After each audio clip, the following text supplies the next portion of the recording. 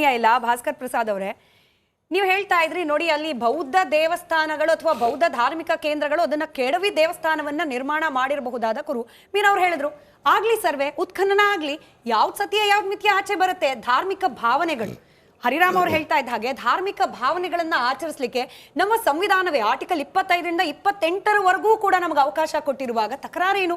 ಯಾರಿಗೂ ಅನಿಸ್ತು ಅಲ್ಲಿ ಮಂದಿರ ಇದೆ, ನಾನು ಹೋಗಿ ಪೂಜೆ ಮಾಡಬೇಕು, ನಾವ್ ಯಾರದನ್ನ ಪ್ರಶ್ನೆ ಮಾಡ್ಲಿಕ್ಕೆ?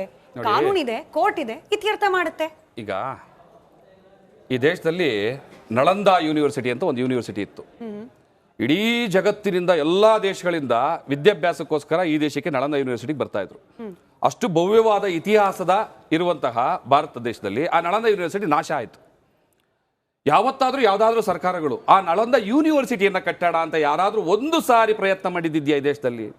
ಬಾಬಾ ಸಾಹೇಬ್ ಅಂಬೇಡ್ಕರ್ ಹೇಳ್ತಾರೆ, ಎಲ್ಲಿ ದೇವಸ್ಥಾನಗಳ ಗಂಟೆ ಮುಳುಗುತ್ತೋ ಅಲ್ಲಿ ಭಿಕ್ಷುಕರು ಉಟ್ಕೋತಾರೆ, ಎಲ್ಲಿ ಶಾಲೆಗಳ ಗಂಟೆಗಳು ಹೊಡಿತದೆ ಅಲ್ಲಿ ವಿದ್ವಾಂಸರು ಉಟ್ಕೊಳ್ತಾರೆ.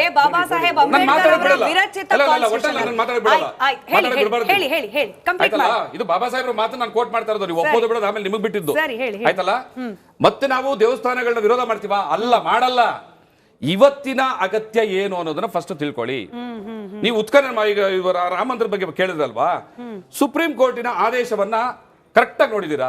ಏನ್ ಹೇಳೋದಲ್ಲಿ, ಇಲ್ಲಿ ದೇವಸ್ಥಾನದ ಕುರುಹುಗಳು ಇದ್ವು ಅನ್ನೋದಕ್ಕೆ ಯಾವ್ಯಾವ ಸಾಕ್ಷಿಗಳು ಇಲ್ಲ, ಆರ್ಡರ್ ಹೇಳ್ತಾ ಇರೋದು ಆಯ್ತಲ್ಲ. ಇಲ್ಲಿ ಜೈನ ಅಥವಾ ಬುದ್ಧ ಮಂದಿರಗಳ ಅವಶೇಷಗಳು ಕಂಡು ಬಂದಿದ್ದಾವೆ ಉತ್ಖನನ ಕಾಲದಲ್ಲಿ. ಆದ್ರೆ ಭಾರತ ದೇಶದ ಬಹುಜನರ ಭಾವನೆಗಳನ್ನ ಗೌರವಿಸಿ ನಾವಿಲ್ಲಿ ರಾಮ ಮಂದಿರವನ್ನ ಕಟ್ಟುವಂತ ನಿರ್ಧಾರವನ್ನ ಘೋಷಣೆ ಮಾಡ್ತಾ ಇದ್ದೀವಿ ಆಯ್ತಲ್ಲ. ಅದನ್ನು ವಹಿಸಿದ್ದು ಕೂಡ ಯಾರಿಗೆ ಅಂದ್ರೆ ಒಂದು ಟ್ರಸ್ಟಿಗೆ. ನೋಡಿ, ನಾನು RSS ನ ಮೂಲದವನು. ನನಗೆ 13-14 ವರ್ಷ ಇರಬೇಕಾದ್ರೇನೆ ಈ ರಾಮ ಮಂದಿರ ಕಟ್ಟೋದಕ್ಕೋಸ್ಕರ 5 ರೂಪಾಯಿ ಸ್ಟಿಕ್ಕರ್ನ ಮನೆ ಮನೆಗೆ ಮಾರಿದ್ದವನು ನಾನು ಸ್ವತಃ ಆಯ್ತಲ್ಲ. ರಾಮ ಮಂದಿರ ನಿರ್ಮಾಣ ಆಗ್ಬೇಕು ಅಂತ ನಾನು ಗಲಾಟೆ ಮಾಡಿ ಸ್ಟೇಷನ್ಗೆ ಅರೆಸ್ಟ್ ಆಗಿದ್ದವನು. ಆ ಕಾಲಕ್ಕೆ 1300 ಕೋಟಿ ರೂಪಾಯಿ ಕಲೆಕ್ಷನ್ ಆಗಿದ್ದು ಈ ದೇವಸ್ಥಾನದಕ್ಕೋಸ್ಕರ. ಅದರಲ್ಲಿ ನನ್ನ ಬೆವರಿದೆ. ಆದ್ರೆ ಈಗ ಇವತ್ತು ಮತ್ತೆ ಅದನ್ನ ಕಟ್ಟಬೇಕು, ನೀವು ಕಂಬಿ ಕೊಡಿ, ಮತ್ತೆ ಅದನ್ನ ಕಟ್ಟಬೇಕು, ನೀವು ಇಟ್ಕೆ ಕೊಡಿ, ಮತ್ತೆ ಅದನ್ನ ಕಟ್ಟಬೇಕು, ದುಡ್ಡು ಕೊಡಿ ಕಲೆಕ್ಟ್ ಮಾಡ್ತಾ ಇದಾರಲ್ಲ, ಈ ದುಡ್ಡೆಲ್ಲ ಎಲ್ಲಿ ಹೋಗ್ತಾ ಇದೆ? ಇದೆಲ್ಲ ನಮ್ಗೆ ಬೇಕಾಗಿರೋದು. ನೀವು ಆತರ ದುಡ್ಡನ್ನು ಕಲೆಕ್ಟ್ ಮಾಡೋದಾದ್ರೆ ನಳಂದ ಯೂನಿವರ್ಸಿಟಿನ ಕಟ್ತೀರಾ? ಭಾರತ ದೇಶ ಇಡೀ ಜಗತ್ತಿನಲ್ಲಿ ಆಯುರ್ವೇದ ಪದ್ಧತಿಗೆ ಬಹಳ ದೊಡ್ಡ ಫೇಮಸ್. ಅಂತದ್ದೇನಾದ್ರೂ ಯೂನಿವರ್ಸಿಟಿ ಕಟ್ತೀರಾ? ಡ್ಯಾಮ್ ಕಟ್ತೀರಾ? ಯಾವ್ದಾದ್ರು ಇಂಡಸ್ಟ್ರಿ ಕಟ್ತೀರಾ? ಇದೆಲ್ಲ ಮಾರ್ಕೊಂಡು ಮನೆ ಕೆಲಸ ನೀವು ಆಯ್ತು ಅಂದ್ರೆ ನಿಮ್ಮ ಪ್ರಕಾರ ದೇಶದಲ್ಲಿ ಈಗ ದೇವಸ್ಥಾನದ ಪುನರ್ ನಿರ್ಮಾಣ ಬಿಟ್ಟು ಬೇರೆ ಯಾವುದೇ ಕಾರ್ಯ ಆಗ್ತಲೇ ಇಲ್ವಾ? ಏನಾಗಿದೆ? ಬೇರೆ ಏನು ಆಗ್ತಿಲ್ಲ.